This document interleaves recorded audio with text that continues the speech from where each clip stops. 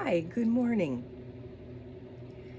Is there a care robot waiting for you? I think so, and I will tell you why.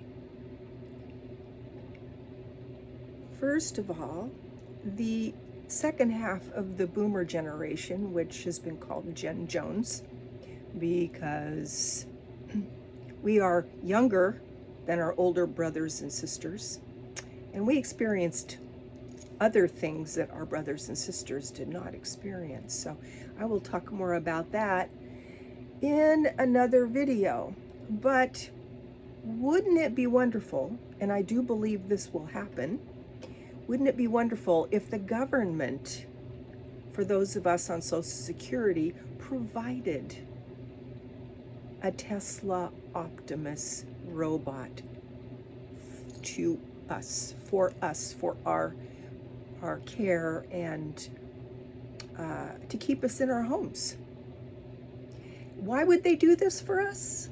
Well, in a word, it'd be way cheaper for them than the way the system is now.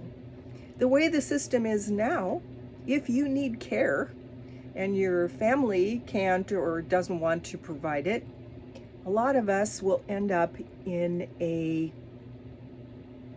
skilled nursing facility. And I'm a nursing assistant, and I've worked in skilled nursing facilities. And I'm not saying that the people that are working in those facilities are kind, lovely people, and they are doing their best. But having to be in a skilled nursing facility, depending upon your attitude, and most people aren't thrilled, is not a way to survive. I mean, you're warm and you're fed and you have a nice place to live and it's clean, but it kind of like takes all the joy out of your life. You just end up being reduced to, going to meals when they serve them, and they have not at this point been even very nutritious for most of them. Some do that, but most do not. But by and large, they do not. And you get to go to bingo, and you get to go to a room and have a church service on Sunday with a kind pastor who comes and does that. There might be a small library. There might be a place to watch videos. But you basically just sit there all day, and there's not much to do. And I don't know about you, but I don't even watch TV. So that would be my version of a kind of hell, frankly. But the government spends, if you're in a facility like that, the government is spending $11,000 a month on you, and that is $132,000 a year. So if you're not in if you've taken good care of yourself and you eat good whole food and you're not on a bunch of medications, and even if you are, if you have a robot who's there, the robot can contact the doctor, remind you of your medications, take care of you. If you fall, they can help you up. If you need to get out of your chair, they will help you get out of your chair. Now, in 2024, at least 18% of the population was 65 and older. I think it must be greater than that, because there's that statistic, and then the other one is, and this one is very current. It's called the baby boomer clock, and there are presently 52 million baby boomers alive in our country. So that's a lot of people to take care of. And as you probably have heard, our population has been shrinking. A lot of younger people have chosen not to have children at all. Some of them can't have children, probably because of years of birth control pills. And if the food's not good, then they can get diseases, and it's just not good. So we're hearing, the population is not reproducing like it did before, not like our parents did. two, three, four kids was normal. And now it's less, across the population, it's less than two children. And I think that's going to revive and come up, but it's going to take a while. So basically, the people who are working and paying into Social Security are less, and there's more of us. I mean, we've heard for years that baby boomers were going to be a financial disaster because there were like 82 million of us born in a 20 less than 20 years time span. So it's a problem. It's a problem for the government. It's a problem for the government to find ways to take care of us. And now that has been answered. There are robots that will do jobs that people can't do or won't do. They can do dangerous jobs, and and they can take care of people. And if you get to be in your 90s and you think you shouldn't drive, by that time you'll be able to call an autonomous taxi to take you to the grocery store if you want to go. You can take your robot with you to help you shop. It's going to be amazing. I'm really excited about it, to tell you the truth. Robots don't ever call in sick. They never take a vacation. They work, and they can work 23 hours a day. They only take an hour to charge, and that could be in the middle of the night. And I don't even think that they need to sit down to do that. I think their charging stations are standing up. So you just have a charging station in your house, and the robot plugs itself in. And so it's always there. It's always listening. It's always ready. If you call, it's right there. It's amazing. So you don't have to spend thousands and thousands of dollars to have an unreliable person come in and take care of you. I always had a lot of work because I'm highly reliable and I'm kind, and I'm there when I say I'm going to be there. And but I'm 70 and I don't want to work anymore. I worked for 55 years, full time for the most part. So yeah, don't want to do that anymore. Loved it. I felt blessed to be able to take care of people, mostly in their homes, because I felt like that was really of value. I don't like working in hospitals. It's much more like a hospital. Not quite, it's medicine has gotten so functional. It's kind of like check this and check that and take these medications, and nurses are looking at clipboards, and it's just not pleasant. I've only been in the hospital twice, once when I was born and once when my second child was born, and other than that, not been in a hospital. Don't intend to ever be in a hospital. Staying there. I did go to the emergency room one time just to check on something that was going on, and I got really good news, and that was several years ago. And yeah, if I need medical attention, I would go to an emergency room where you live that has a good reputation. It's cost the insurance company more, but it's much better care than you're going to get laying in a hospital bed. So robots never get sick, never take a day off. Tesla's robot Optimus is going to be the gold standard of robots. There are other companies who are creating robots, but I think Optimus is way ahead, and it's going to stay way ahead. Just like the Tesla cars are now. There'll be more and more of a need for those kinds of cars in the future.